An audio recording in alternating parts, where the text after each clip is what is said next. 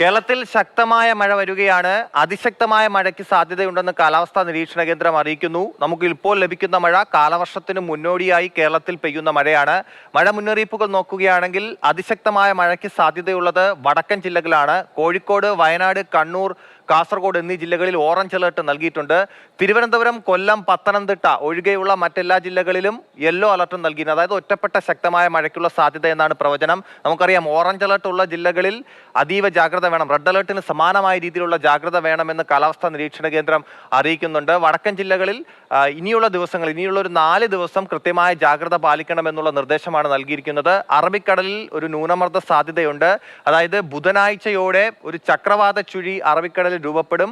അത് കൂടുതൽ ശക്തി പ്രാപിച്ച് വ്യാഴാഴ്ചയോടെ ന്യൂനമർദ്ദമായി മാറാനുള്ള സാധ്യത പ്രവചിക്കുന്നു.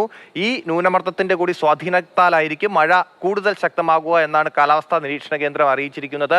മലയോര മേഖലകളിൽ കൃത്യമായ ജാഗ്രത പുലർത്തണമെന്നുള്ള അറിയിപ്പ് നൽകിയിട്ടുണ്ട്. അതായത് മണ്ണിടിച്ചിൽ സാധ്യതാ പ്രദേശങ്ങളിലൊക്കെ താമസിക്കുന്നവർ കൃത്യമായി ജാഗ്രത പാലിക്കണമെന്ന് അറിയിച്ചിട്ടുണ്ട്. മത്സ്യത്തൊഴിലാളികൾ കടലിൽ പോകാൻ പാടില്ല. 22-ാം തീയതി വരെയാണ് ഈ അറിയിപ്പുള്ളത്. അതായത് കർണാടക, ലക്ഷദ്വീപ്, കേരള തീരങ്ങളിലുള്ള മത്സ്യത്തൊഴിലാളികൾ കടലിൽ പോകരുത് എന്നുള്ള അറിയിപ്പാണ് നൽകിയിരിക്കുന്നത്. 5 ദിവസം ഈ രീതിയിൽ മഴ ഇങ്ങനെ തന്നെ തുടരാൻ തന്നെയാണ് സാധ്യത.